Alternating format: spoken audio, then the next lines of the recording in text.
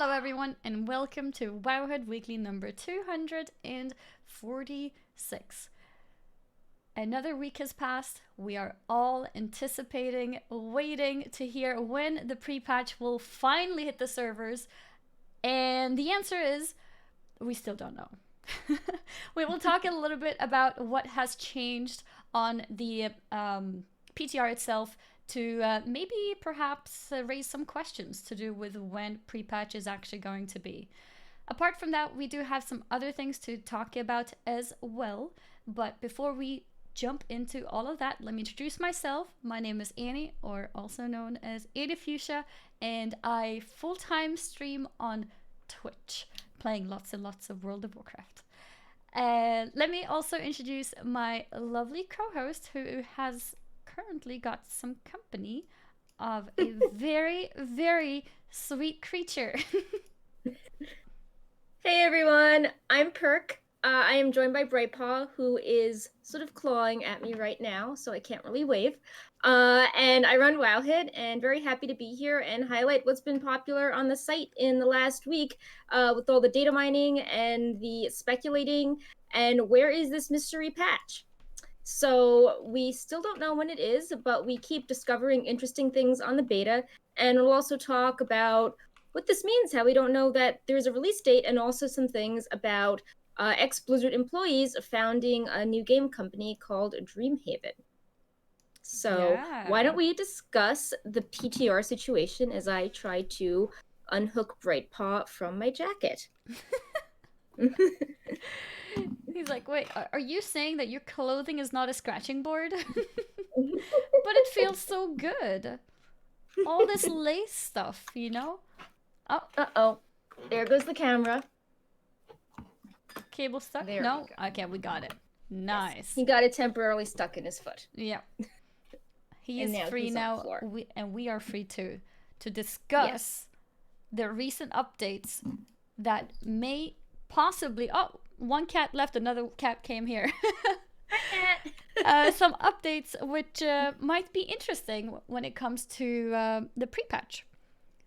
So we have the pre-patch PTR, which actually, let's have Perk explain this because she's a lot more knowledgeable on the technical side of things. But we have a very interesting thing that has been noticed, which is worth talking about. Perk, go ahead. So normally when the PTR is being developed, if you look at the login screen at the bottom left, it will be like version 9.0.1, the build number, and then in parentheses, test x64. That keeps happening every week when there's an update.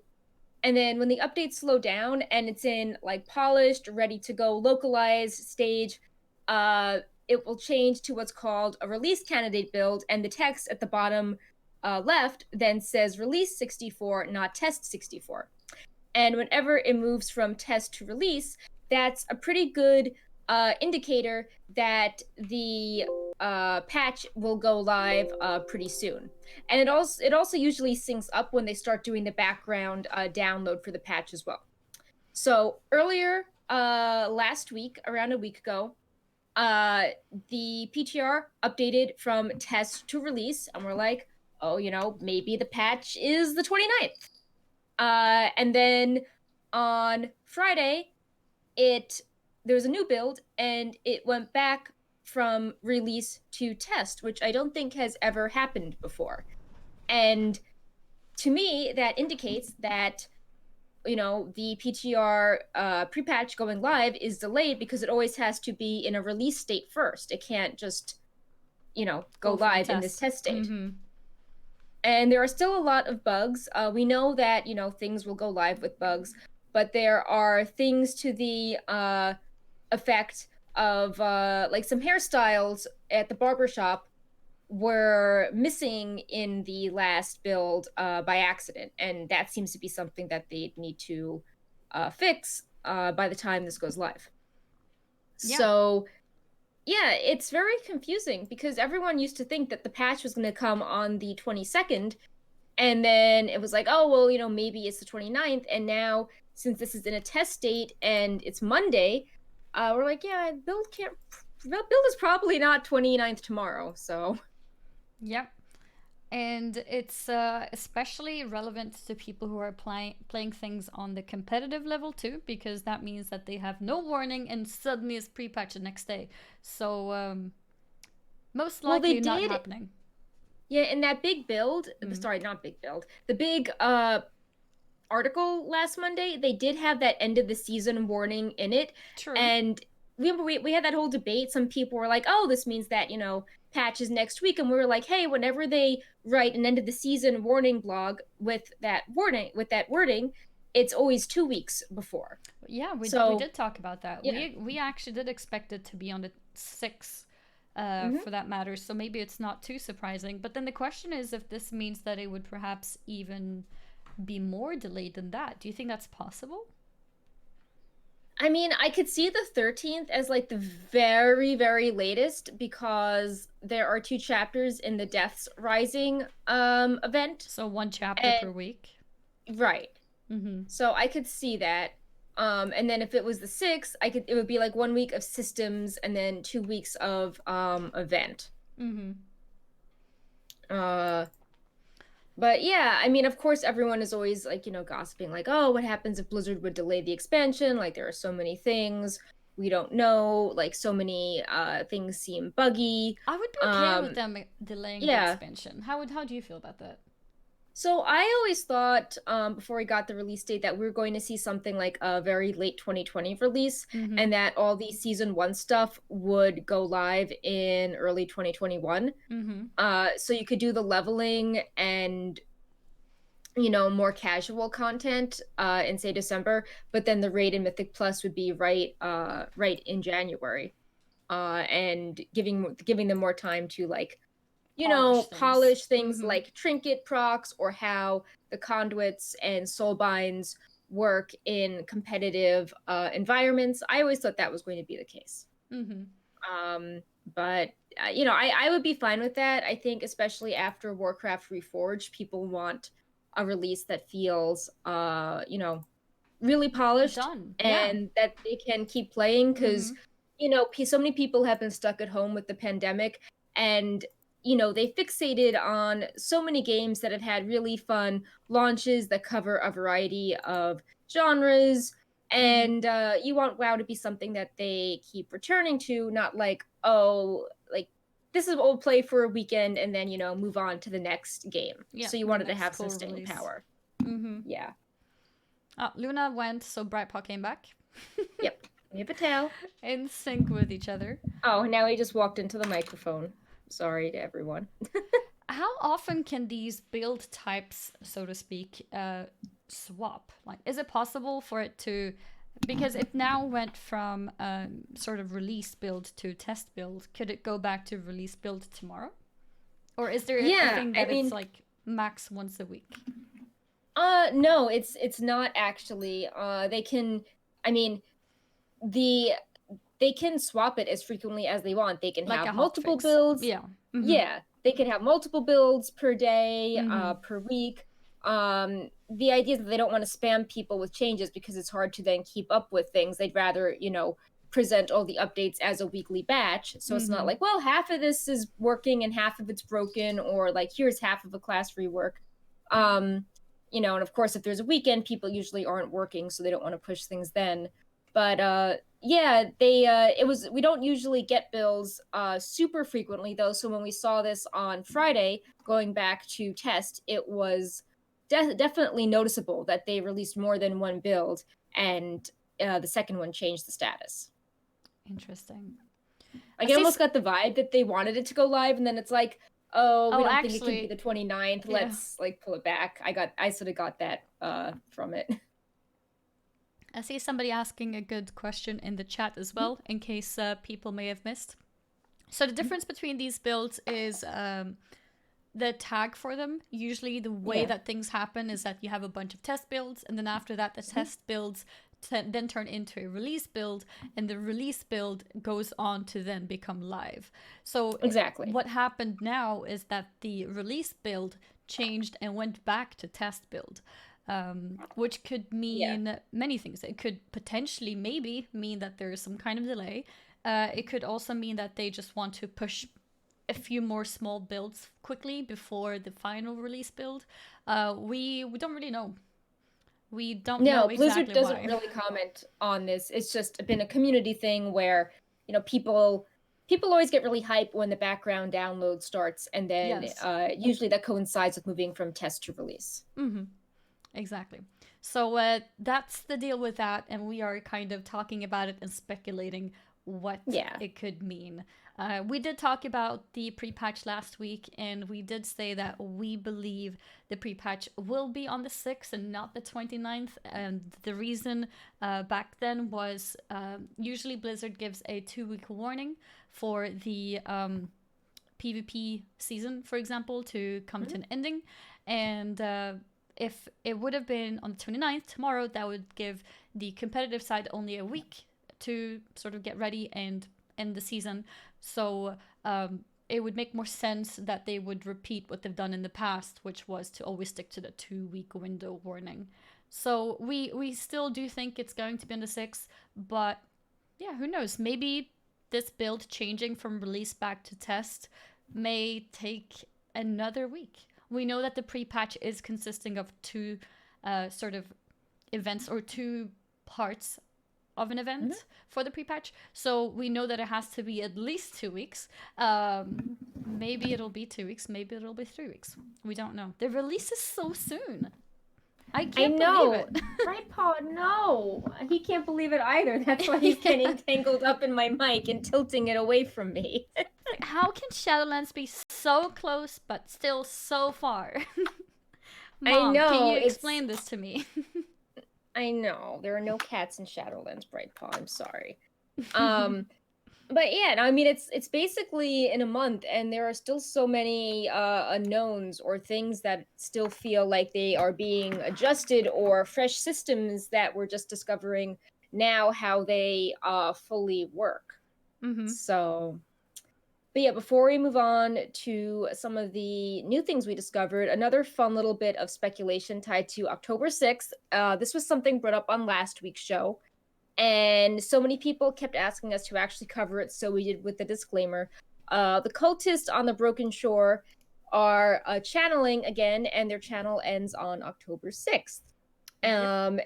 And because some of their channels have lined up with events before, which you can view it either way. Like, there's always an event you can say it lines up with on a Tuesday. Mm-hmm. People are like, oh, maybe it's predicting something, because they predicted Antorus and patch 735 and some other interesting dates. Mm-hmm. But there's actually a really long technical explanation of how they are always casting something, and sometimes it lines up and sometimes it doesn't. But other They times cast it there are quite long, NPCs. right? Yeah, it's like several weeks. Mm-hmm. And there are other NPCs that have long cast times that didn't end up predicting anything. Like, I remember back in September 2018, we were highlighting the Nashezi Tempest wielder in Zuldazar that had a really long Calling the Storm spell, and it ended Saturday, September 22nd. And it's like, okay, well, that doesn't do anything. Yeah. But it's still really fun to be like, oh, Always fun to speculate. The weird cultists are always right. And, Of course, it's like they know everything. an urban legend at this point. So, yeah. And their cast ends on the 6th. Yes. There it is, guys. It's all confirmed by the cultists in the game. You can log in yourself to see the proof with your own eyes. No, we don't know for sure, but it would be fun if they do line up together and pre-patch does come out on the 6th. Yep. And by the way, the 6th would always mean that's the NA time. So for us in EU, it's actually the 7th. Like if the pre-patch had been tomorrow, that would be for US, and for the rest of us in EU, that's not even the rest of us. There's plenty more places in the world, but that would mean for us in EU that it would be the 30th. Yeah. So we actually had a lot of transmog discoveries this past week. The most controversial was that the Castle Nathria weapons. Oh, yeah, this was an interesting one. Yeah. So we knew that there were the weapon tokens from Castle Nathria, but now we learned that they have Covenant specific appearances. So when you take that weapon token and you turn it in to, say, the Venthyr Quartermaster, you get something that looks very, bloody and wings. But when you turn it into Night Fae, you get a weapon of the same type and stats, but it has flowers on it instead. Let me And play this this has created, slideshow. I'll just play this yeah, slideshow for Night Fae as you're talking about it. Go ahead. right. So this has created a lot of controversy because normally everyone knew that people would have their Covenant armor set be Covenant specific. But when it comes to things like raids and dungeons, we haven't had anything locked like this before. I guess you could say that there are class tier sets from old raids that are class specific, but that's still different from weapons being class specific. I don't think we've had things like class specific weapons before. So a lot of people are upset, feeling that they always think they can collect everything from a raid and now they can't, or they were really hoping for some vampire themed weapons and now they don't have any weapon to match the armor. So I'm sort of two opinions with this. The first is that I think it's really weird you have these awesome armor sets and no weapons match it. So I think that this could be avoided if maybe Sire de Nathria's dropped like cosmetic weapon arsenals that had the matching weapons that people could then transmog to for complete sets. But on the other hand, I understand why Blizzard is doing this, because they really want to emphasize the Covenant, and they're talking about how like the Covenant should be as impactful as choosing a class. So I can see that, if the armor is tied to your Covenant and various activities, I can see why they want to double down with the weapons matching too. I just think that maybe the raid should still have weapons that actually match the raid armor, so people are encouraged to use it. Mm-hmm. With you saying that, I agree that it is a little bit weird that you have your weapons which kind of do not match the gear that you get from the raid. I don't think it's important enough for people to make such a big sort of controversy about that. I was actually pretty surprised how big of a topic this became, that people were upset about this, because I think it's cool. Like, isn't this what we wanted? That covenants would be specifically cosmetic? Isn't this the cool part of things? What if those weapons had different stats on them, different effects, different equips, different, I don't know, set bonus? I think the fact that it's just cosmetic is cool. And honestly, the fact that we have transmog as a possibility as well makes it so that it doesn't even matter what the raid itself actually gives. That being said, I am all for more possibilities, and the more alternatives, the better. So sure, if there was a sort of standard look that you could opt into, decide to wear that instead of looking like you're part of your covenant, I'd be okay with it. But I wouldn't complain. I think it's cool. I think it's cool that you have weapons that look like the covenant that you have picked. It's much better than the abilities that we're locked to. Yeah, I think some people are saying that it feels like Venthyr has an unfair advantage because the raid, takes place in the Venthyr zone, so it's more matching. Right, so people are like, oh, the Venthyr covenant has the armor too. like another armor set, so like the Venthyr covenant weapons match their covenant set as well as this raid set. Also examples of Necrolord, actually. Here's a slideshow for Necrolord examples. And go ahead. There's also some minor controversy. I think this could be incomplete, but you never know, how the LFR normal and heroic versions of these items share the same tint, and Mythic has a special tint. I noticed that. So I don't know what to say about this. I know these weapons share models with things from other types of content, so I don't know if I feel like the other tints are already used up.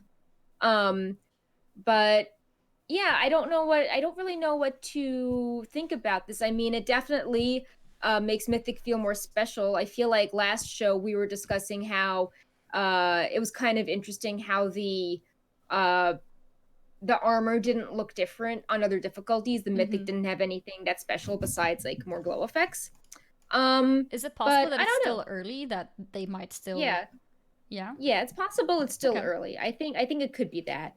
Okay. But obviously, weapon tokens, they're kind of a new system for WoW, and people are just confused between the tints and then the covenant specific variations. It's a pretty big departure from past raids where they match the raid armor and they come in 4 colors, not 2. Mm-hmm. Yeah, I can somewhat understand that, feeling like your weapons don't match the raid. But maybe, like you mentioned, how Venthyr might be more fitting than, for example, Night Fae. Well, maybe that's because that's the first raid tier. Maybe later on we'll have a raid where Night Fae is more fitting than Venthyr. So in that way, maybe you get a look which doesn't fit this raid tier, but you end up using it in the future with another raid tier even. Or you just play around with transmog as personally as you want to and make it fit whatever you like. I'm also curious how this is going to work for people that swap between covenants, because we covered last week how it seems you can basically swap back and forth Yeah, around a like do they have reset. to buy it again or does it just change appearance? Yes, like does it change appearance? Is the old appearance saved? Can you transmog the old appearance? Um, if you loot the weapon as Covenant A and then you go to Covenant B, do you just like unlock the other appearance? Like, does that mean you should just cycle between all the covenants to unlock all the appearances? Like, it's very Sorry, guys, I can't be the optimal covenant this week because I still need to unlock that third appearance, okay? yeah, Before I do anything else, I need to unlock the Night Fae version of this staff. Um, yeah. yeah, I don't know. That's an interesting question.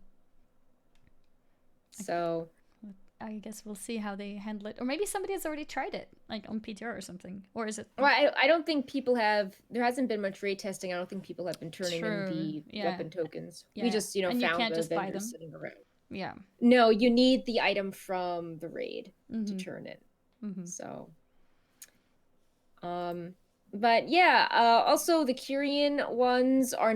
Kyrian vendors are not yet up, so we will post hints of all the weapons once the Kyrian vendor is up, hopefully this week. Mm-hmm. Just another example of how it seems there are incomplete things on beta. We thought it was early. The raid is on November 10th, and the Kyrian weapon vendor is not up. And based on the weapon names, it seems they all have placeholder names in the data so far, like Bastion, What do you Raid, mean? Silver. Everything is Yeah. ready, okay? We're Yes. just trying to keep you on your toes and be surprised, okay? We can't show you everything in advance because then you have nothing to be excited about for 2 months. Now you do. Now you're sitting there wondering, if I change Covenant, is my weapon going to change appearance? Yeah. Another thing is, if it doesn't change appearance and you need to sort of rebuy it, Right. does that mean that if you unlock the appearance on maybe an alt, or if you've unlocked it before, are you not allowed to use that appearance? Kind of like how you have certain transmogs that are tied to your class. Then you Mm-hmm. can always create a new class. I mean, a new character of that class and use that transmog, but you can't use it on any other class, even if they have the same armor type. Right. It would be interesting to That's a know. very good question. Would be interesting to see if that would be the same in that case. What would it be Yeah. tied to? Like any Covenant character that you make will have access to it? Yeah. Ooh. And I mean, like I said, I don't think I'm not upset that there are these questions. I just think that because the system Yeah, is I so know. complicated, people would. I just think maybe a blue post would have been good on this. No, Like you're making even very valid points, and I'm sure there's a lot of yeah, people out there who are sitting and wondering the yeah, exact same things, maybe even asking more questions. yeah, and maybe some people, if they had the answer, would be less anxious, being like, oh, I don't need to buy back this weapon. Like my tint is saved if I swap covenants. Maybe people wouldn't think that this is as punishing if they knew how all the mechanics worked. Mm-hmm. Yeah. But yeah, I would just like, matching vampire weapons for the vampire castle raid. I'm happy with my flower weapons. Oh, wait, I'm not even sure if I'm picking Night Fae, but just based on those Oh, weapons, I want them. yeah. Yeah, we'll see. I haven't decided yet. I see a I related want question the in the chat. offhand harp. Go ahead. Yes, that harp is beautiful. I think it was in the slideshow, so I'm sure you guys saw it too. It's very pretty. I need one of those. The question in the chat is there's transmog that's bound to your faction. What happens to him if you swap faction? Usually, I think they swap appearance. So if you have the Horde version of something, usually it swaps it so you have the Alliance version of whatever that is. So you don't have the Horde one anymore. Like, you can't go Alliance and then use the Horde appearance. It will have swapped for you. So I guess if you like keep collecting all the weapons and then you swap to a certain covenant, you technically have all the weapon appearances for that covenant, even if you looted most of them as the other covenant, because they would swap over. Yeah. If you looted 3 weapons as Necrolord, 2 as Curian, and then you swap to Night Fae, all 5 of those weapons then swap to the Night Fae appearance, I'd be guessing. But we don't know for sure. There's no we don't know yet. We don't know yet. Yeah. And hopefully Heroic and LFR does not share appearance. That would be quite boring.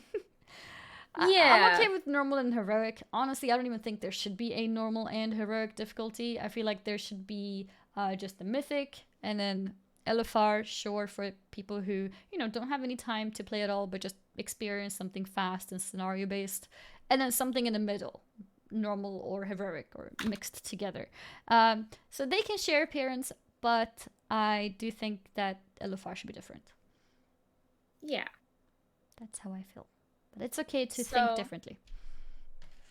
In other more positive transmog news, we have found some recolors of iconic weapons from Wrath that are returning. And first up is Sorrowbane, a recolor of the Armageddon sword, which was gigantic, especially on gnomes, from Naxxramas Four Horsemen.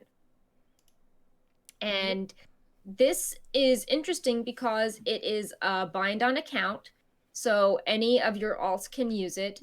It's level 50 and above, and it has an interesting equip where auto attacks can execute lesser creatures below 20% health, which I think means critters, but we're not sure because this sword is so rare to get.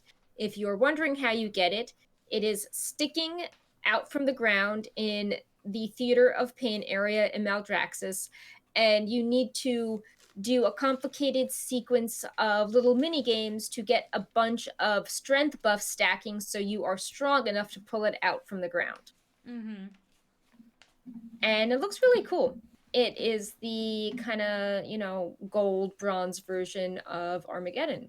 Yeah. And even though it's a recolor, people are excited to see it in the game. And it's a really awesome sword. Yeah. The effect is cool too. I'm a little bit sad it's not really something for casters, but still very cool. Randomly executing something. Obviously, we don't know exactly what kind of restriction that'll be on the type of mob, but it sounds fun, and it's bind on account, so you can just send it to an alt, and and swing it. Yeah, it also the timing is good because the first one dropped from the Four Horsemen, and we've seen them, they were defeated, and then a new group was formed to lead, and now we are seeing the members help us get between Shadowlands and Azeroth. They are, like emissaries in the pre-patch. Mograine, obviously in Ouroboros, plays a big role there. Mm-hmm. So it's fitting that the sword that was first from the Four Horsemen has maybe like a Shadowlands counterpart. Like maybe this was the essence of the one we saw in Azeroth, with how Blizzard's trying to be all thematic with like the set bonuses returning, and like the origins of powerful Azeroth things come from Shadowlands. So yeah, we got this cool looking sword, and we also have an axe, so it's a good transmog day for two-handed melee, not so much for casters. Yeah. And indeed, another weapon from the past, sort of. Yes. This is the Everlasting Boneforged Great Axe, and is a recolor of Brintroll from Lord Marigar in Icecrown Citadel. Yep. And it's very white silver. Which I think a lot of people are happy about, because the old weapon looked really cool, but it was this very unique shade of blue, which makes it really difficult to match a lot of things Yes. outside of like Death Knight sets. Because you want it to be the And exact same tint. yeah. And this has a really interesting means of acquisition because anyone can loot the treasure it's from, but to get to the area, you need a Necrolord that is doing something with the Abomination minigame and turning in special pieces of cloth. Yep. So it's like you can do it, but it encourages cross covenant grouping up and socialization. Yeah. So now Which I'm it's fine with. yeah. I think that's cool. I think that's a fun little aspect, you know? You didn't pick this covenant, but it's okay because now you gotta find somebody who does. You know, it encourages talking to people and keeping in touch with friends. You know, instead of logging in to quickly do something, you log in and talk to someone and do something. If you're the one who is using or who is of that covenant, then you can be there and be ready to help anyone who passes by. Yeah. And yeah, it looks pretty cool. Mm-hmm. And it's also really fitting that this is from a chest in Maldraxxus, as Lord Marigar was guarding Icecrown Citadel, and Maldraxxus is, tied to necromantic magic and where the forces used by the Lich King come from. So Mm-hmm. again, it's really symbolic. It's there. Mm-hmm. And in case you forgot, the week before we highlighted a really awesome paladin looking silver hand Oh sword yeah. that came from Bastion for that drops from a Dark Valkyr. So another, thematic Mm-hmm. item from a rare in the expansion. I think those things are cool. Yeah. I welcome those type of things. Before we move on from transmog, this piece of news came up that I just highlighted right before the show, and it's really popular. So I just want to. I don't know if the WAD transmog sets are going away. Oh, the crafted ones. I think we touched on the topic, no? Yeah, so I think maybe we touched on it briefly, but we weren't sure. People are like really panicking today because there's been a few more posts made, including one on Reddit, and people are realizing that it's going to be near impossible to start working on these now because the upgrade eye level pieces take items you can't just farm. It has daily caps on how many you can farm. Yep. And when we first covered it, we thought maybe Blizzard was changing it, but now it's more like, well, time is running out. It's not just armor sets. It's a lot of really cool weapons. And yeah, people are just very surprised at this and hoping that there is an alternate way to get them in the pre-patch. Mm-hmm. Which I kind of doubt. What do you think? I mean, like to have a fix only for during the pre-patch and then remove it? No, like during the pre-patch and Shadowlands moving forward. Oh, okay. Because like you can't like there's no way to get these anymore. They're just gone. Mm-hmm. So I think it would be good if there were a bunch of greens that were from those salvage crates, wasn't there? And they were all removed too. I thought the greens stayed put. I think they were removed. I'm not sure though. I think if you have the greens, then you can still sell them and learn them. Right. But I think you can't get them in the game anymore. Huh. I might be wrong though. Yeah, I'm not sure. Like I know that I remember that there was some point where items that were gone, like the chromatic sword, got added in recent pre-patches. Yeah. So I feel like Blizzard is trying not to remove appearances. Recently they keep trying to add things back. And there's like a lot of appearances. It's not just, a few armor sets. It's a lot of very interesting weapons. So I did not pay millions to get the chromatic sword and then have it be added back into the game a couple months later. Nope, that definitely did not happen to me. Yeah.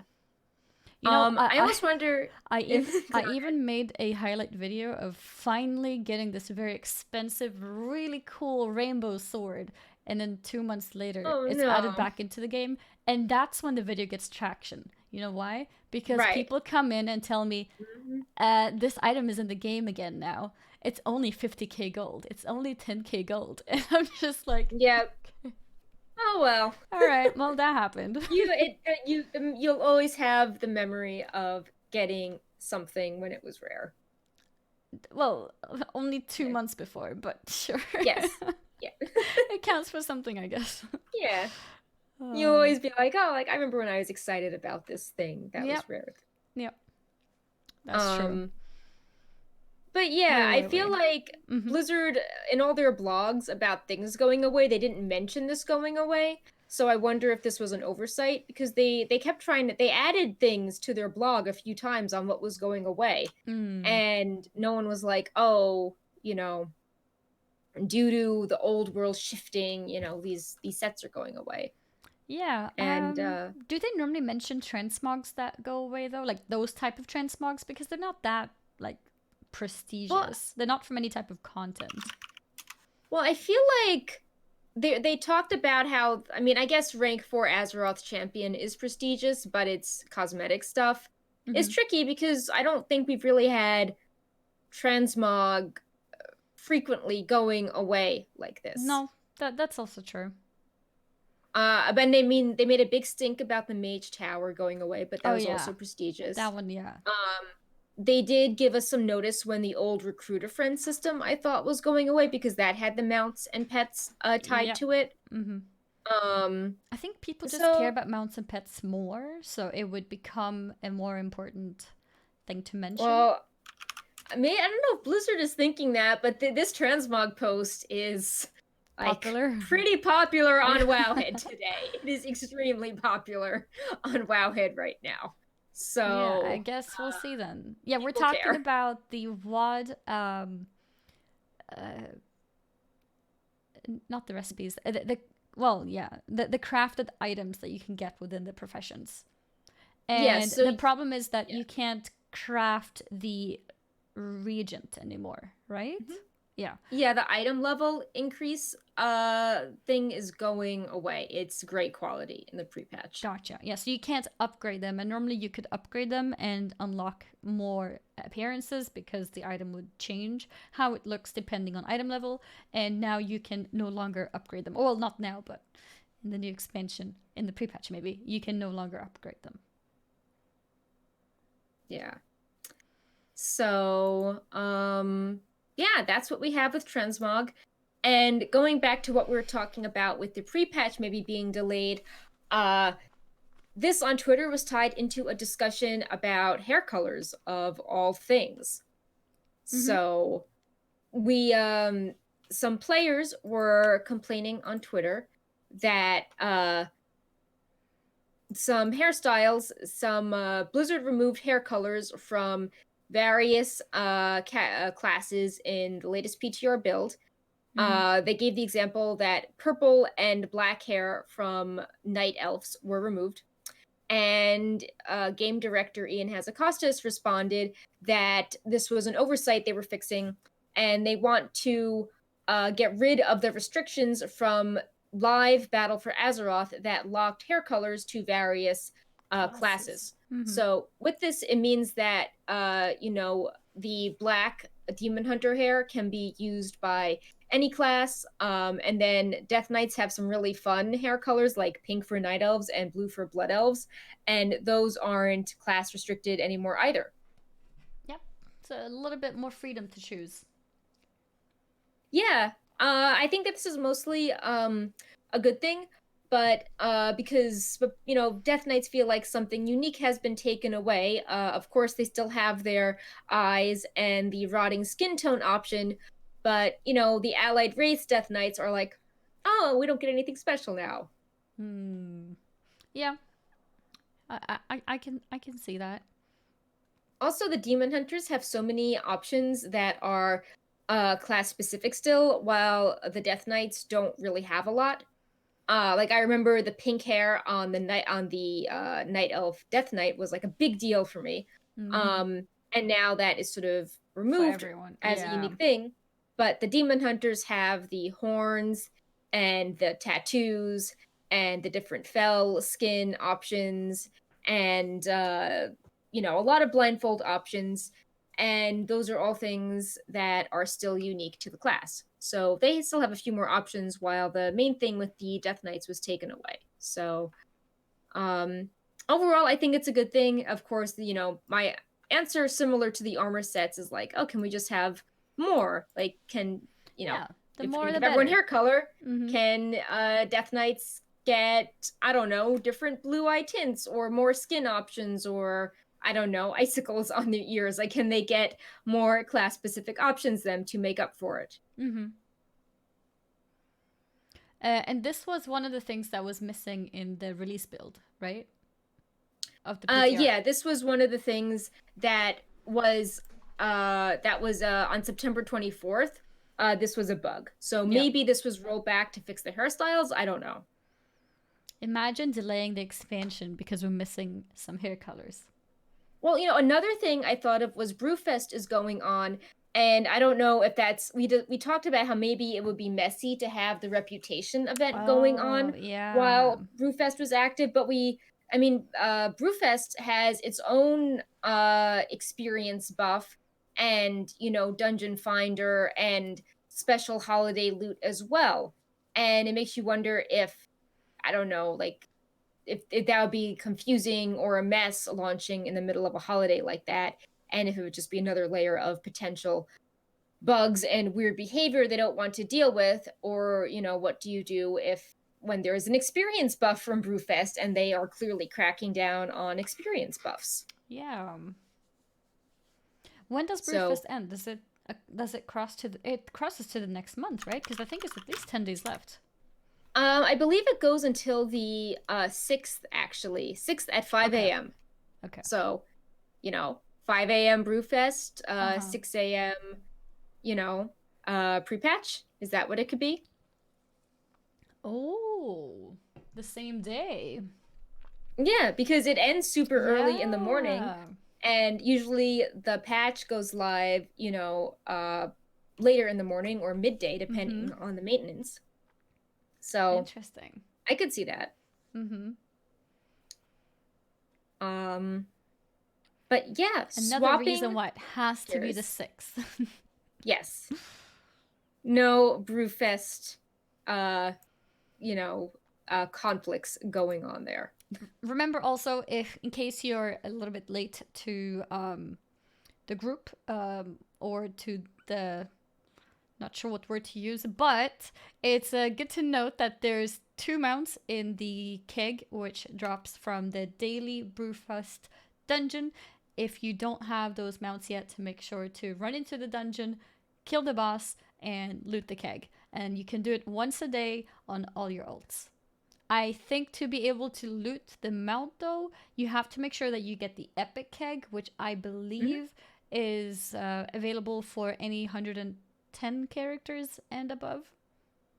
Something like that. Yeah, I remember when Blizzard made it so low levels could queue, people are like, oh, a billion characters to farm the mounts on. It's like, no, you still have to be pretty high level for that. Yeah. I think the first year that they did that, they did allow people to be low level because I remember Yeah. farming for Love Rocket on my level 20s because Allied Races had just came out, but then they changed Right. it. Probably Yeah. because of the Allied Races. It's like, nope, you guys have to be level 100 now. Okay. So that's what So happened. swapping gears, still talking about unfinished things. We learned that the Maw has more of a purpose now in Shadowlands, as Venari sells interesting things now. One is an item that lets you socket your gear, and the other very interesting controversial thing is the manifest Aethershunt. I hope I pronounced that correctly. Aethershunt.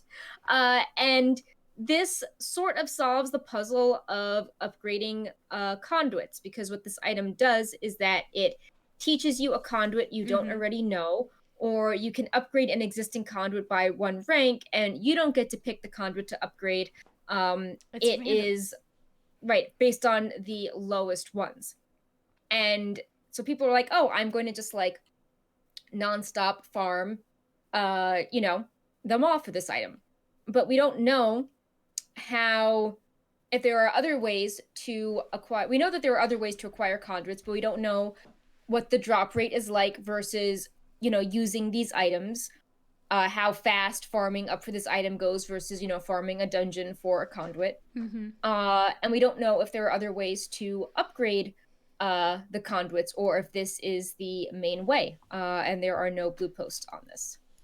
It's going to be really interesting because, like you said, if the other ways take a lot longer, then you may just want to farm this and keep unlocking new ones all the time. And the ranking system was also an interesting topic because we were a little bit unsure how the different ranks will work. And now we at least know that there's a way to potentially upgrade them by buying this item. Yeah. So, and there's also the question of if you do content on higher difficulties, do you get a conduit that starts at a higher level?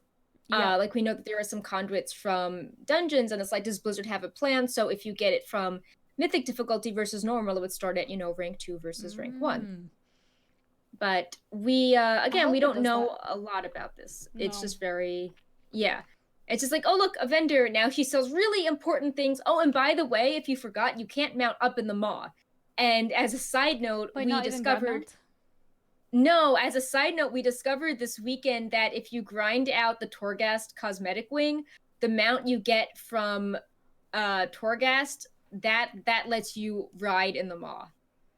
Oh. So we don't know if that's a bug, but that seems to maybe give you another incentive to do Torghast. You get this account-wide mount that then lets you move a little faster in the maw. Interesting. You know what that reminds me of? It reminds me of the mounts that we can use inside of AQ. Oh yeah, that's a good point. That is similar. I do feel like since Classic came out, a lot of the directions that Shadowlands may be taking might be a little bit influenced by Classic doing so well. What do you think? Yeah, they definitely talked about with the maw how people were very impressed, inspired by the dangers of the open world in Classic and wanted to have that inspire the maw. And I can see things like, not writing, or even with the mount, things being difficult like AQ. I can see how that influenced this zone.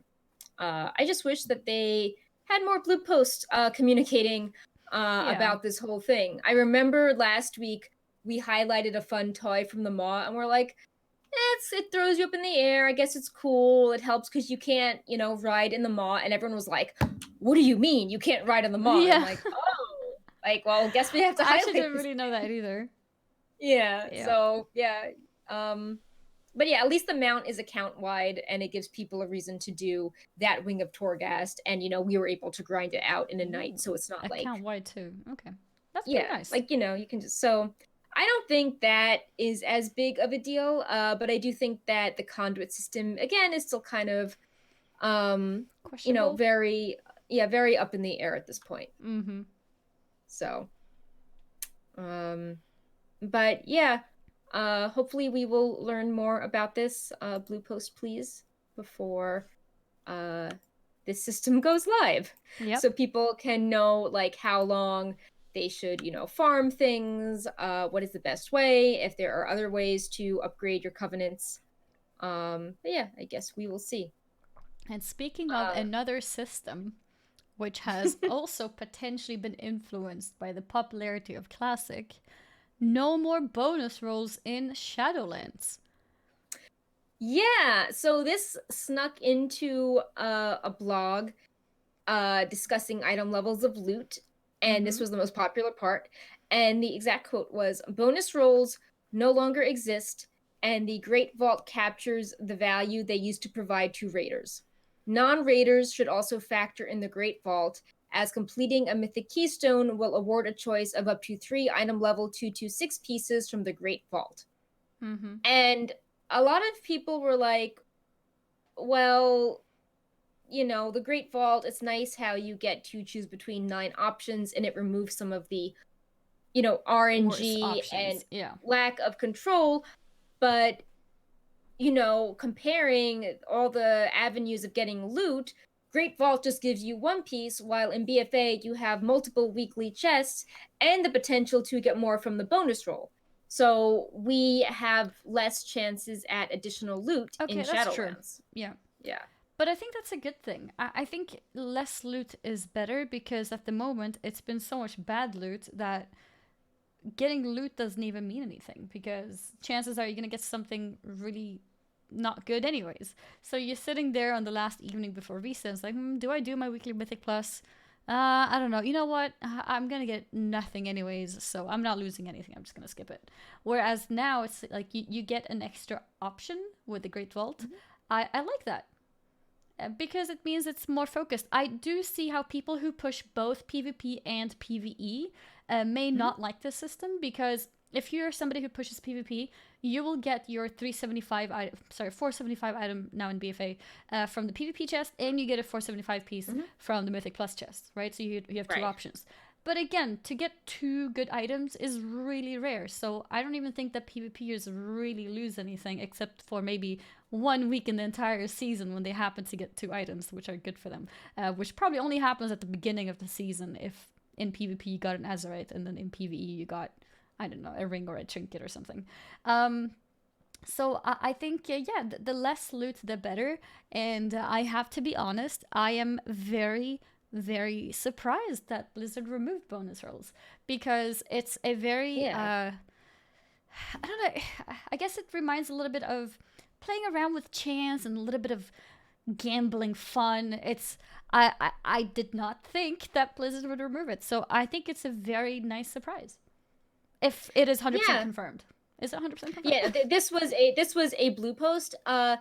We were always curious about this. We were sort of wondering if Blizzard would ever do like another round of interviews because we noticed in the data we weren't seeing anything called, bonus rolls. We're like, is this removed? Like, it feels that this is something people want to know. Why aren't they saying anything? I think it could work out. I think people need to keep in mind that Titan forging and war forging isn't a thing in Shadowlands, and Blizzard did That's say good. in interviews that they're like, loot is loot. Like, there's just going to be less of it across the board. I remember Ian said that maybe in like an interview from May.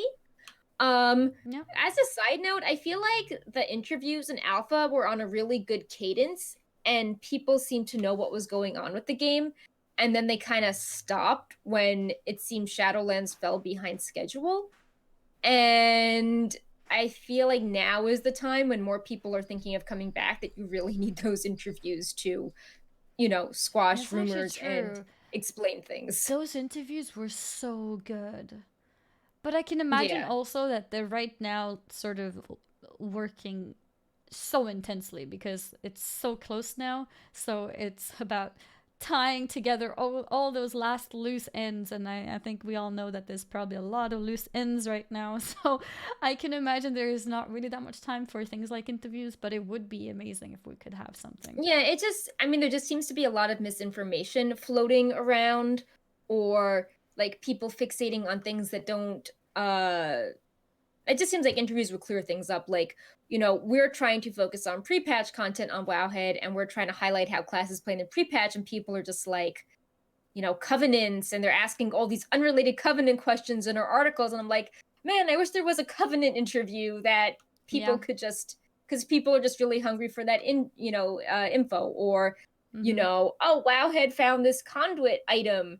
It's like, well, how, okay, so maybe you need a soulbind and conduit interview now that you have the attention of more people besides like the super, hardcore Twitch crowd.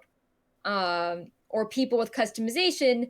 Now people are asking questions like, oh, I only get the scar if I have a blind face, or, the Asian faces changed from alpha to beta, or what's up with the hairstyles. Like, because more people are paying attention now, it's sort of ironic. Like, when the game is closer to launch, more people are, like, I think, are giving good feedback. It's attracting a wider range of testers or people with different perspectives that enjoy the game in different ways.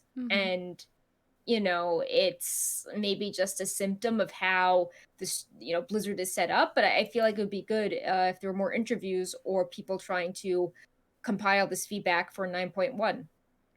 Yep. like if you're really excited about playing Shadowlands Alpha and like your favorite streamer or creator has an interview, you might view things more positively or be more knowledgeable about the game than other people.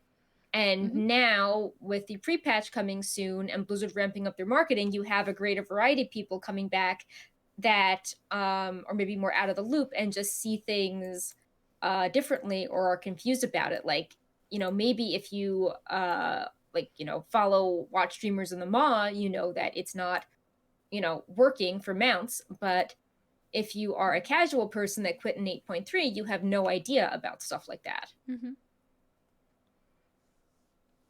Yep. So I don't know. I know that they are short people, especially after the, you know, Yeah, layoffs it's last all year, but priorities as well. Yeah, no, that's true too. yeah. It's layoffs so close to release date, and they are I do, yeah. prioritizing on things that they think they need to prioritize.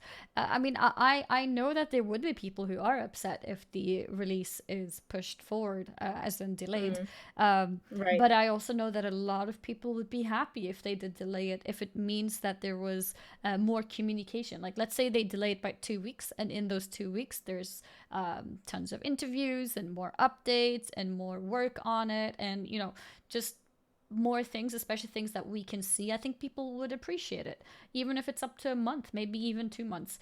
Because, like you said, with Warcraft 3 Reforged, we all saw how it looks like when an unfinished product is being forced out. And I think it's generally more accepted nowadays for a game to take a little bit longer. Even a game like Cyberpunk. I don't even know Mm. what the final release date of it is, but the original date was like March or something 2020. And I think it's still not out yet. So it's definitely become a lot more accepted by community. It's now all to do with what I guess what Activision Blizzard thinks is a good time in terms of quarters and those kind of more business oriented things. But I think in the long run, it is better to have really good feedback to start with, because right now, Warcraft 3 Reforged, people don't even dare talk about it. If you do, you're just laughed at. And you Yeah. don't want that kind of reputation to build. The initial impression is so important. Even if you fix it later on, it's not the same. Like we had that other game that had made tons of promises and then was released with nothing working. I think it's called No Man's Sky or something. And it was a huge flop. And then later on, they added so many new things. And I played it when it was basically empty. And then Yeah. they added so many new things, and people have talked about how amazing it is now, and it's multiplayer and so much more things to do. But because I had that initial impression of it, I don't bother trying it again because I tried it Mm. already. So in my head, I've already played it, and I think first impressions for games are important in the I long also run. feel that like on paper, maybe to a marketing firm, this all makes it like it looks good on paper, Yeah, but because like short WoW is term they'll such make more money, but long term, right. yeah. Or it's like, oh, we have the interviews when there's not as much to play, and then we have more people in the beta, so we can, dial back the interviews. But I do think it's in Blizzard's best interest if they would hire some more like go-betweens that would focus on interviews and the blue posts, like the monk community always memes that you know, they only have like two blue posts on the beta, and the interviews died down, and Blizzard stopped doing their Q&A Twitch streams, which granted people would meme because they're like, oh, the questions can be kind of softball. But I don't know, I feel that maybe for another game, doing interviews and then having that lead into a bigger beta makes sense. But I think because WoW has such an old, knowledgeable community, that you need to do something more unique and custom with communication. You can't just be like, well, this worked for Riot and Valorant, or these game, or like Cyberpunk. Like, well, let's just handle communication in a very straightforward, predictable way. I think that Mm-hmm. you need to keep doing things like interviews and blue posts. Like people were so happy to have those blue posts last week, like one on every class. People were like, this is amazing. Yeah. They were so happy to have that. And it's like, yeah, people want more of that to know they're being listened to, and so they understand the direction of things and don't like leap to conclusions with incomplete info. Yeah, just not being Like, left with radio silence mm-hmm. is nice. Yeah. Even if the information doesn't give that much, it's just nice to hear what the update is. Yeah, and like I know sometimes the devs will, I think there was a thing on Twitter a few weeks ago when the devs were saying that they prefer like written feedback because with video it's harder to like sift through the TLDR or find like an exact quote you can paste.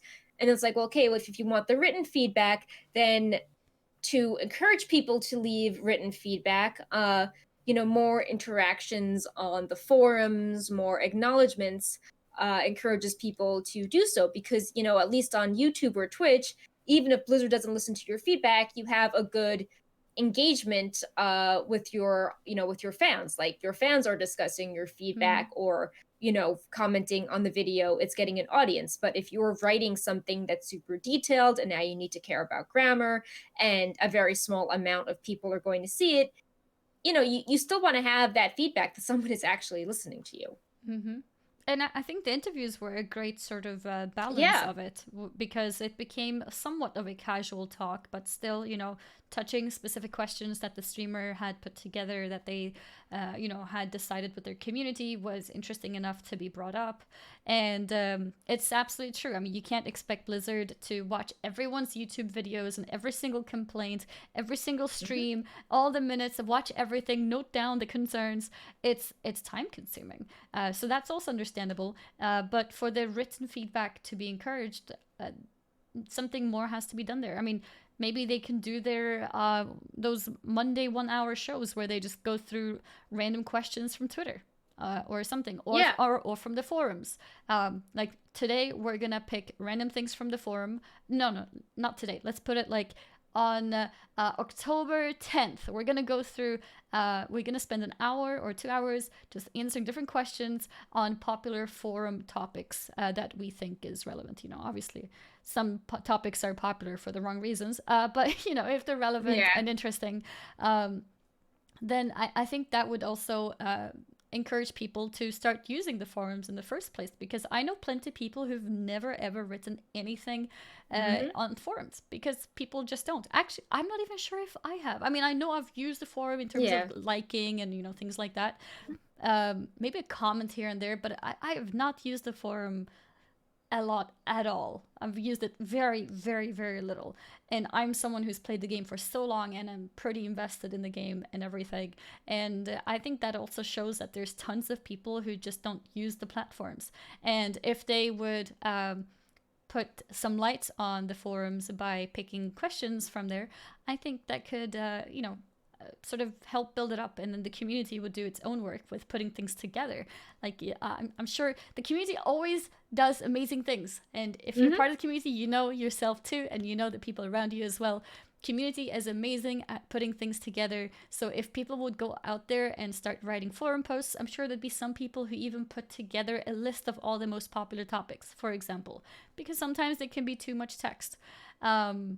So yeah, and even going back to the WoD armor sets, people were like, "Oh, I'm so glad Wowhead is highlighting this. Like, we've been talking about it on the forums, and it didn't get traction, but like, Wowhead, Wowhead really shines a light on it."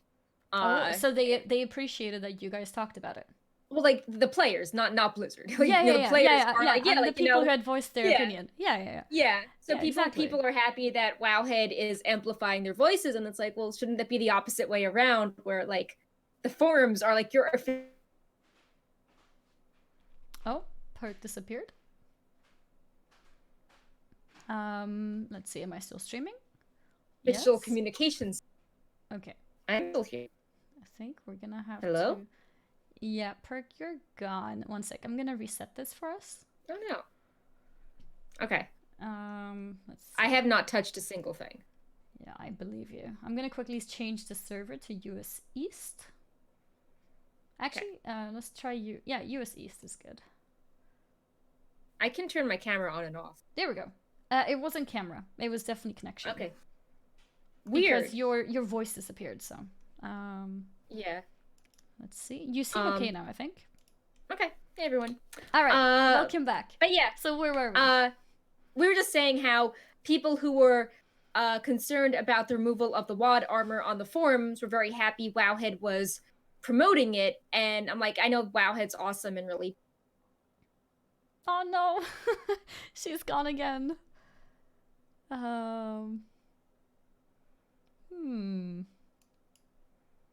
It's like freezing completely. It's not just cutting, it's completely freezing. I'm gonna see if I... Okay, well, I changed servers, so I don't think it's Discord anymore. I think she must be DCing.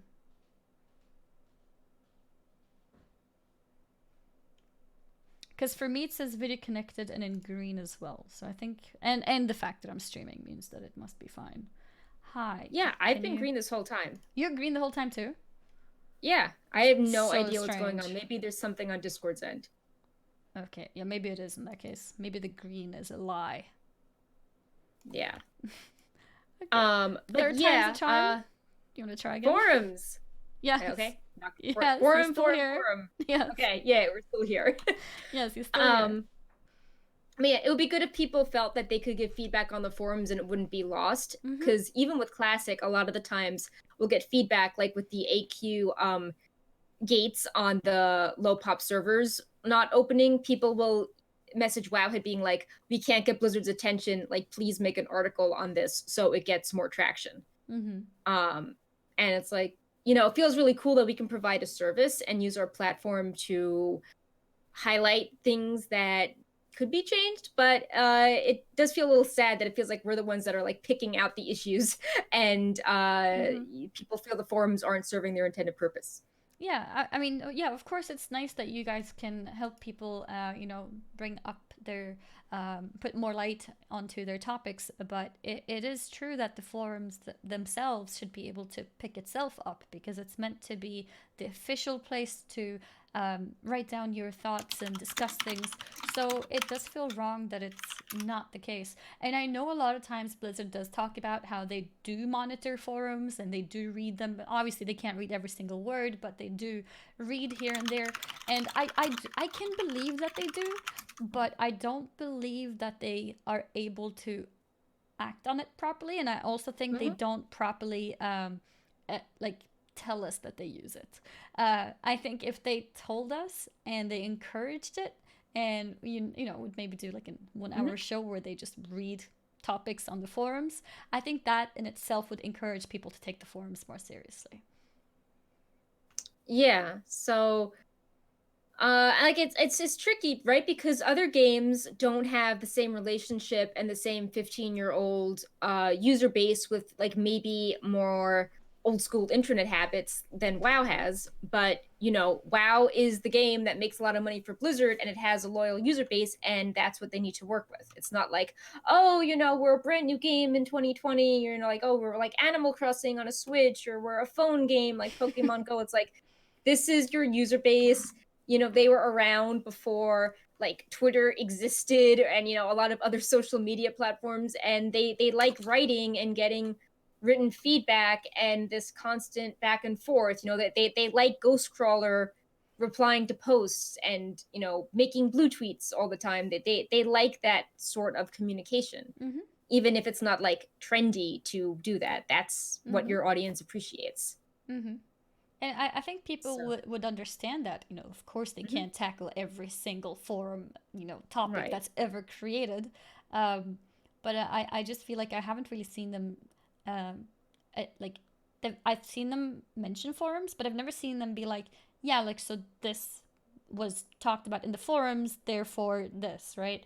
I have seen where they pick out tweets when they do specific shows, so that part is cool. Very much of a sort of, I guess, live and direct feeling for that show, but I do think the forums should be given more attention, then people would take it more serious. And like, it also be cool. Yeah, also after the layoffs, probably these kind of things are probably a lot more difficult because there's not many people left who are doing those type of things. Yeah, I mean, speaking of pie in the sky request, would be cool if there could be, if there was a class that got a rework, it could be cool to see the process of like, okay, we changed Shadow Priest, and this is an outline of, you know, like here's some meeting notes we had in like early May, and then this was an internal build and we got feedback, and you know, then in June we did a second round, and then finally after all that we made a blue post explaining the changes just so people can understand what goes on behind the scenes. Mm-hmm.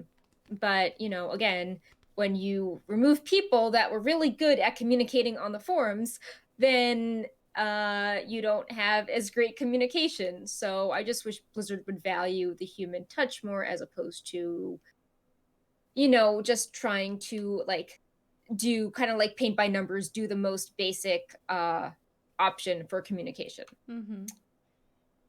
Yeah. This actually ties into a topic slightly later in the show, but before that, we should probably get the little brief spoiler section out of the way. Yes. We are jumping into a little bit of lore. So the spoiler tag is going up. If you're concerned about spoilers, you should mute the stream until the spoiler tag is gone again. And since we have Perk with her specialty in lore, we will let her talk to us Yeah. about this. So there was this Maldraxxus interview with lorekeeper.net, a Turkish fan site, along with SA Gamer and Cybersport, and they kind of went into like the nitty gritty of the mechanics of death, which I'm not going to totally repeat everything here because it gets very like Giga Galaxy Brain. But there were two bits about Draka that were pretty interesting. One I think is something that even if you're not a lore expert, you'll understand, but I'll get the more esoteric one out of the way. And people were like, so what happens with time travel when, you know, we've got several Drakas dying, or, you know, Gul'dan or Durotan? And they try to use the metaphor of a rope with different strands and how they're all connected, which kind of raised more questions than it answered, because then it's like, oh, like what about the reality we haven't experienced where, like, you know, Garrosh, maybe he was awesome in another life. But they were basically trying to say that in Shadowlands, like everything funnels down to one essence of the character with their various strands intertwined. So there's not going to be like 5 versions of Draka running around, or Gul'dan. There's just going to be one of them. Mm-hmm. But the more interesting thing, which I think anyone can appreciate, is that Blizzard was directly asked, you know, will Draka and Thrall meet? Because they are both in the Shadowlands. And the answer was yes. And the exact quote was, and that is definitely something that we plan for in the subsequent chapters of the Shadowlands. I think the Cool. intersection will be a highly emotional moment for both of those characters and for the players who witness it. That's definitely a story that we are looking forward to telling. Mm-hmm. And that's really nice to hear because when the first things were hinted or teased with the afterlives, I almost called it Warbringer, with the afterlives episode, Yeah. that was one of the things that I wanted to be touched and wanted to hear more about. So it's really cool to hear that. I can't wait. Yeah, I And think that emotional like too, they Thrall, say. yeah, Thrall has been through so much that I think it would be good for him to get a sense of his parents. In Warlords, he met the AU versions, but he didn't reveal his identity. And now the, I guess, AU counterpart to himself, Gayara, is the Mag'har Orc leader. And I don't think they've, you know, I don't think they've realized that as well, but they have like a little fun interaction in Orgrimmar. But yeah, I think that's really interesting. And that can add a lot of emotional impact for Horde characters that maybe feel as if, you know, we only have the big story beats for like Tyrande and Teldrassil. It can, you know, here's another old school Horde leader that's getting an interesting story as Yeah. well. Not Mm-hmm. just all, you know, like Uther and, you know, Tyrande, stuff like that. Mm-hmm. They also talked about how we haven't seen Thrall's father, Durotan, anywhere. And this was not directly said outright, but there was some hints that Durotan is probably, with his personality, he's probably in a very relaxing plane in Shadowlands. Not every area in Shadowlands is so fraught with tension and requiring their inhabitants, serve the realm. There are some that are just very like idyllic, or some that are just jail where you can't repent. There's some very static, conventional realms. And he's like, oh yeah, Durotan's probably, off hunting, in this beautiful field as his afterlife. And maybe if Draka's story finishes, this would be like a place where she would end up going, if she like finishes her obligations to Maldraxxus. Which I like. That's interesting how someone could change their realm if their character and personality has changed. Like Draka Yeah. had unfinished business on Azeroth, and that is what drives her to be a protector of Maldraxxus. But if she is a protector and is successful, then maybe she could just go and relax and be at peace and not have any regrets that she, couldn't protect Thrall or her family well enough. And also there was the line, so don't give up hope that Draka and Durotan might be reunited someday. Right now she has a job to do, and later on perhaps she will earn the respite that she's due and be able to visit the mortals she cared about so much in life. So are we gonna have a big family reunion with all three of them? Yeah, that BFA could be was, nice. in terms of like relationships and drama, we did touch a lot on Jaina in BFA, and maybe Draka will be like the Jaina in terms of the cinematics and stories and emotional things around it, because I remember there was that one cinematic with Jaina which was very emotional. Yeah, reconnecting with her mom With her mother, after she yeah. was exiled from the kingdom, and her mom like inadvertently sent her to her death. Yeah. So that was really touching, and it seems that we might get the Horde version of this with Thrall reuniting with his mother.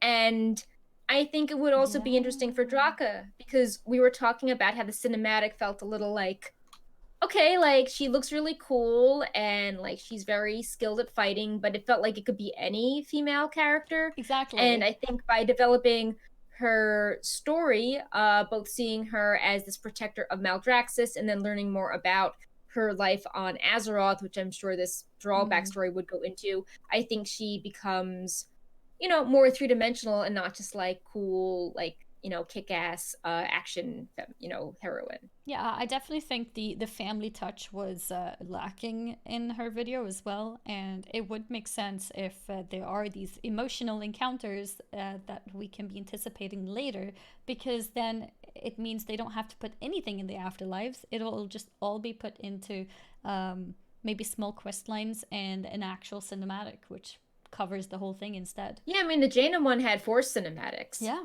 So and many maybe quest we'll lines. see several.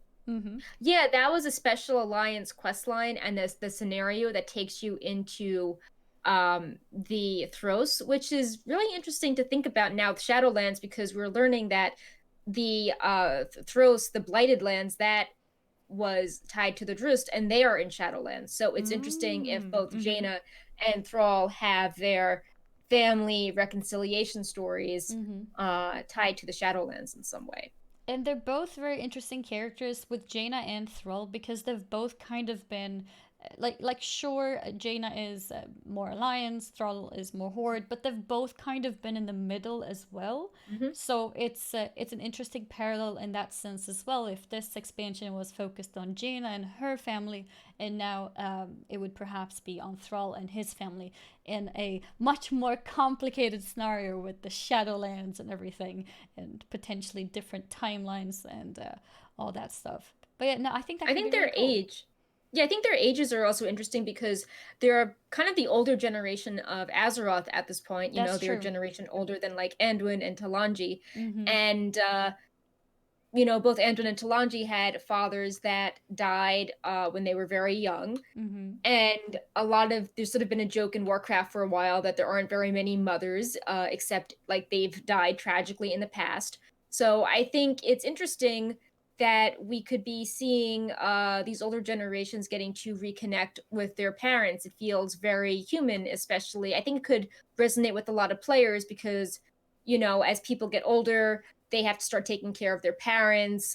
They think Yeah. about like maybe regrets they've held on to, or trying to enjoy, time with their parents in their retirement. So I think these stories could like really, just be meaningful Mm-hmm. to older World of Warcraft players. Mm-hmm. And yeah, it's nice to have stories that are more nuanced, that aren't just like, and this was the best parent ever, but he died. Because a lot of WoW stories are like that. Yeah. Just color it in So, more details, mm-hmm. more drama, more emotions. I mean, not drama necessarily, Yeah, but yeah, yeah. more emotional roller coasters. Mm-hmm. Is that Yeah, I it think on we the can spoiler? remove the spoiler tag. Yeah. And for our final topic, Welcome back, we everyone. are, hey everyone, no more lore, Yeah, no more but it was spoilers. cool. Mm-hmm. Yeah.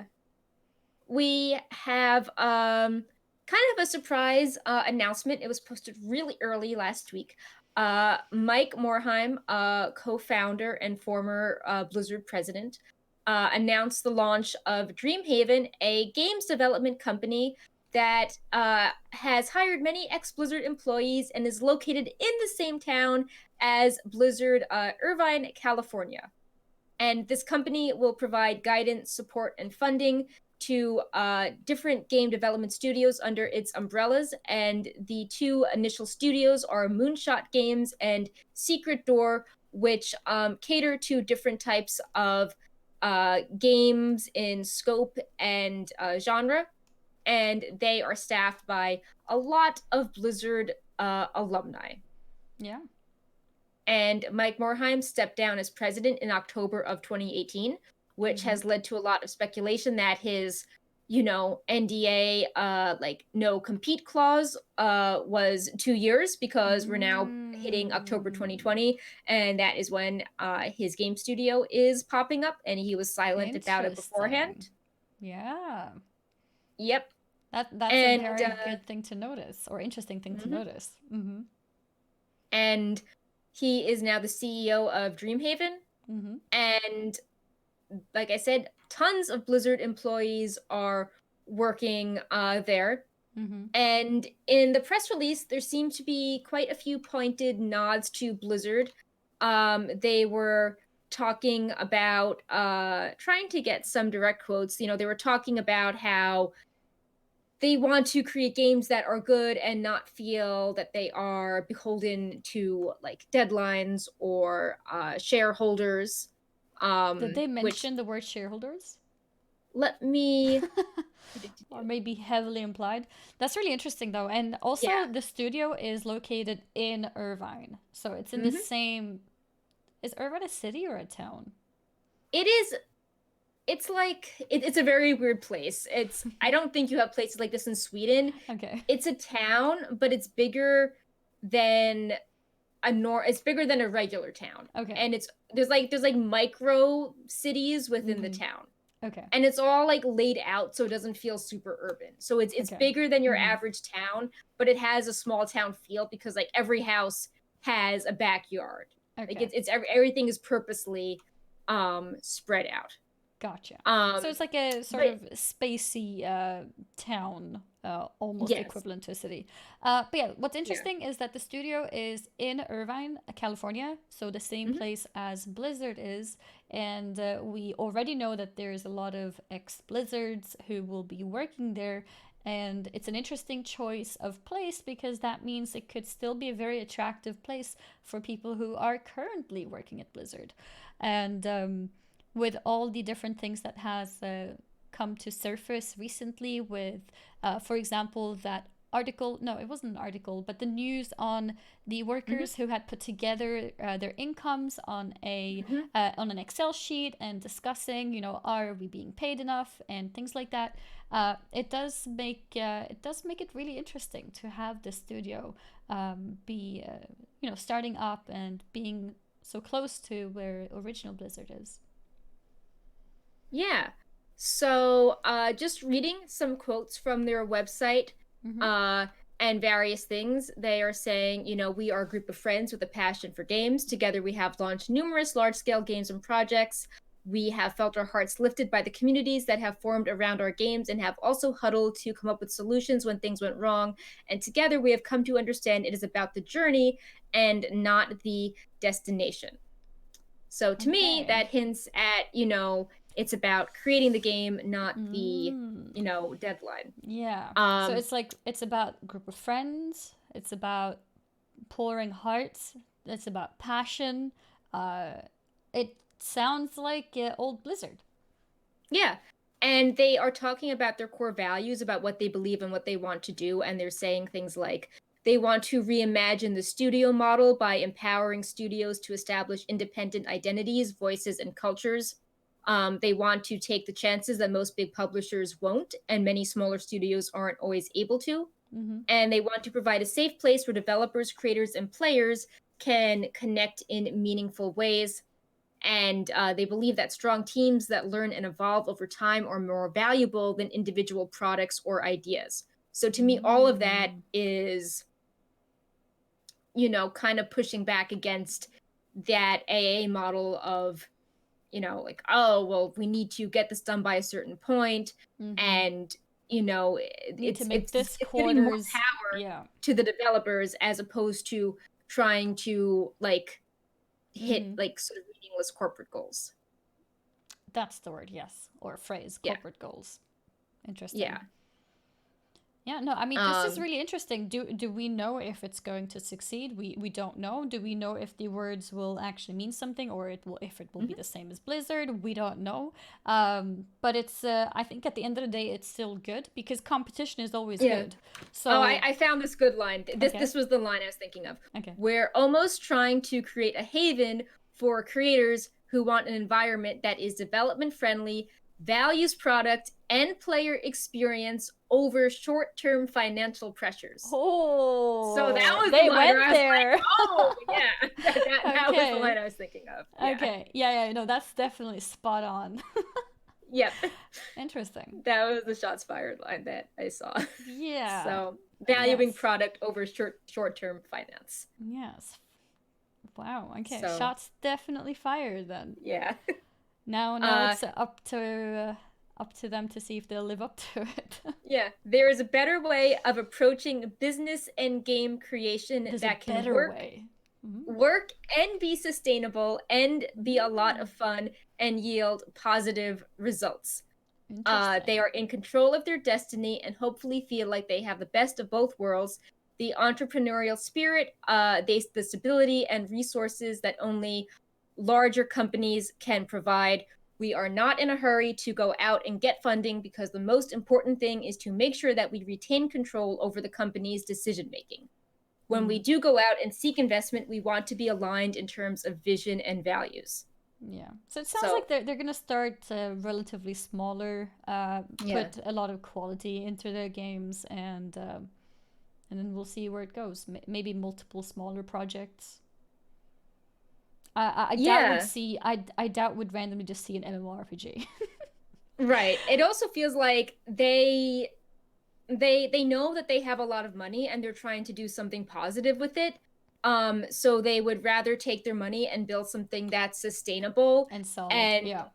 right, as opposed to trying to like do something huge and they need money so they start selling out their values. Mm-hmm. Um so I'm curious to see how long it's going to take for us to hear about a product. Mm-hmm. Uh this isn't the first studio that's been formed by ex-Blizzard employees. We've seen a Second Dinner with Ben Brode, Oh yeah. the creator of Hearthstone, and like he was like super popular, super positive. Had like people loved him and his laugh and his plaid People shirts. always talked about his Yeah, laugh. Always. yeah. Yeah, So he was not he did not only have the like the role at the company. That wasn't his only job title. He was also pretty much an influencer. He was extremely yeah, popular and people loved him. yeah. So I don't. Yeah, you have to think that maybe after a certain point, when people get enough experience and they have enough money, they start thinking that they could do something like maybe there's like a lot of overhead at Blizzard that wasn't needed, or there was bloat, or there were deadlines that seemed pointless, and maybe they could do their own studios that were sustainable and were fun, and yeah, maybe they would make slightly less profit, but they wouldn't be beholden to this frankly unsustainable, unrealistic capitalism system. Mm-hmm. And it's better to do something on your own with your friends as opposed to just something where you are sacrificing game quality to please investors that just want more and more and more, and that's not how things operate. Like, why can't we just be happy with something that's doing well? Why do we have to keep trying to have some chart look pretty with constantly rapidly improving growth? Mm-hmm. I see a question in the chat which is relevant, so I'll just read Yeah. it straight away. Mm-hmm. Why we're using the past tense? No, he's not gone or anything like that. But Ben Brode no longer works for Hearthstone and has no longer been doing that for, I think, at least a couple years, maybe even more. Yeah, it's Uh, been a few years. yeah, it's been a few years. And the reason why I was talking about him in the past tense is because when he was working at Blizzard with Hearthstone, he wasn't just his job title, he was also Ben Brode with his, insane laugh and his charisma and everything. Like, he was doing videos like rapping about Arthas. Like, he was Yeah. yeah. Like, people were excited to hear Hearthstone news just to hear him speak. And yeah, so he definitely like built a huge thing for himself there, and he's just another example of somebody who used to work with Blizzard but then went on and did something else. Yeah. So another thing that I thought was positive, but I still have questions on, is that they are talking a lot about, wanting to build like a welcoming environment, create games that they're proud to share with children, vibrant worlds, independent voices and cultures, unique voices, global community of gamers. Like, it all seems that they want to sound very like inclusive and welcoming, which is great. But I have some questions with that because they are located in Irvine, which is a very expensive city, and a lot of people won't want to move there or can't afford to move there. Yeah, Um, why didn't they why didn't they pick a cheaper place? yeah, so it feels like that could be a way of gatekeeping some people out. Yeah. And there was nothing. They've said lots of positive things in their statements, but a lot of the scandals surrounding Blizzard have been with, getting rid of people when the profits were doing well, or not paying people enough. And it's like, well, if you're in Irvine, what is your solution? Will you be paying people enough? How will this be different from Blizzard? Because, while we can agree that maybe the quality of products like Reforged have declined later on, when Morhaime was in charge, Blizzard also had a set of mass layoffs.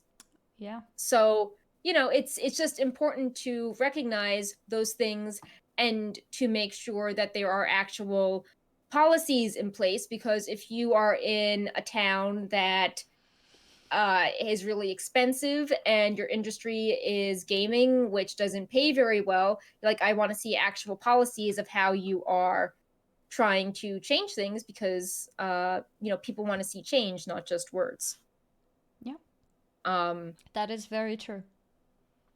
And yeah, I think it's really cool words. that a lot of old Blizzard people are working together, but then, it's still the same set of questions, like, how do you have fresh blood and perspectives if people are viewing you as like, oh, it's like it's a Blizzard company. Especially, like, we all have, nostalgia memories of Vanilla WoW and like the legendary development. And in John Stat's book, he's talking about them working, crunch all the time and all these hours. And like, maybe it sounds like cool or the dream, like, oh, they worked on the best game ever nonstop. But, now with the Blizzard spreadsheets and the salaries and all the overtime discussions, it's like, do you want that environment in a new studio? Like, I was like, it's like that's not really cool in 2020. Realistic, yeah. Because they Yeah. did talk about using passion and about how the journey is the most important part. Then, Right. Yeah, how will they tackle that? Because they have to consider those things now a lot more, because things are a lot more scrutinized, as they should be, to make Right. sure And that companies are treating their workers right. Yeah, and like I just had to bring that up because, it's weird if, if someone works overtime at Blizzard, that is, violation of like labor or they're unpaid. But if Dreamhaven does it, it's like, oh, like the passion, like, you need to be realistic and make sure people in all studios are treated properly. Mm-hmm. At the end of the day, Um, no matter yeah, what happens, yeah. competition in more companies is always good and healthy. So, not having any kind of monopolies over gaming companies is good. So, if we can have another one which has a lot of financial support and similar in its backpack, then it's probably a good thing. At least that's how I see it.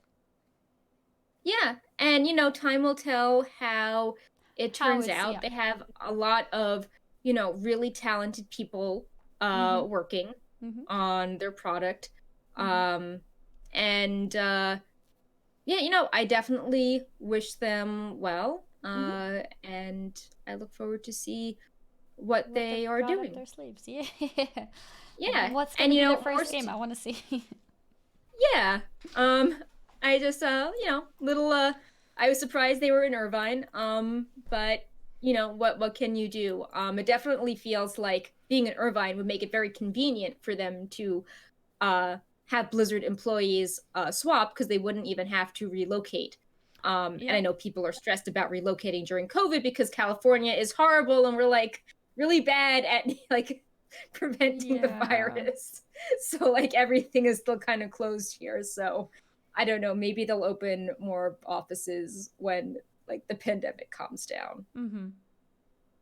It's also, I mean, of course, tinfoil hat. As soon as the announcement went out, people are like, will Shadowlands be delayed? Like, are people leaving for Dreamhaven? Yeah, I doubt it's that fast. Yeah. Like, even if it would happen, I doubt it's going to be like overnight. Like, half the Blizzard employees have left. Yeah, and I mean, so many of these people have they announced they were leaving earlier. So it's not like, oh, like everyone at Blizzard has like Yeah. left today. Yeah. And I'm sure a lot of people also feel a sense of commitment to their project. So if there's people who've been working on Shadowlands, I think they probably want to see it through before they would change job. Yeah. But yeah, So the people who have already left are the people who are considered in this case. yeah. But yeah, that's about it. Yeah. What we have for news. Mm-hmm. If you have any questions, let us know. Mm-hmm. I've been trying to keep track of things in the chat. I picked up the things that were asked and was relevant while we were talking about the different things. I noticed that there was a sub. It was in the middle of conversation, so I didn't say anything. There it is. Caldra000. Thank you for subscribing to the channel. Yep. And I think that was it. Yeah, thank you. Thank you. Yeah, thank you. Mm-hmm. But yeah, I think that is about it. Mm-hmm. Just check the news. We do not have a pre-patch date since we started the show. We did learn a little more about conduit ranks, which my coworkers have been posting about. But we did not still no. I guess no pre-patch tomorrow, but we will let you know. Yep, probably no pre-patch. Probably pre-patch on the 6th. And very, very unlikely, but maybe even delayed to the 13th. I guess we'll see. Yeah. Yeah, pre-patch will be announced as soon as the show is over. Exactly. Yep. All right. Well, I think it's time for a high five. Yeah. Is there a Bright Paw? Bright Paw, where are you? I guess there's no Bright Paw for the high five, but that's fine. I think she's on the tree. All right. I can't see Well, we can do the high five then, yes, and I will have my actual hand free. Yeah. All right. So who's doing the countdown? Me or you? You do it. Okay. 3, 2, 1. Yeah. Did it. We got 2 sound effects this time. Yeah. A snap and a clap. All right, guys. So we will see you all next week, same time with wait, what would it be? If pre-patch does hit tomorrow, it would be okay. It probably isn't. So we'll see you guys in 1 week from now with probably an exact pre-patch date. And Yeah, then we'll take it from there. See how things are looking, if the build has been changed back to release or if anything else has happened, and any other news that might be interesting for us to cover. Awesome. Yep. So we will see you next week, Mhm. final show of September. And good luck getting your achievements and stuff done before the pre-patch. Yeah, that's true actually. There's a few things which people still ask me about, which I'll just quickly mention. Ahead of the curve, the achievement is indeed going away with pre-patch. However, the mount is still obtainable. So the item that drops when you kill N'Zoth on heroic to get the mount will still be in the game until Shadowlands properly hits the game. Mm-hmm. So yeah, that's one of the most popular questions that I get asked. So I thought I'd quickly add that before we go. Yeah. Good luck with everything, and we'll see you all next week. Yep. Yep. Bye. Bye-bye. Bye.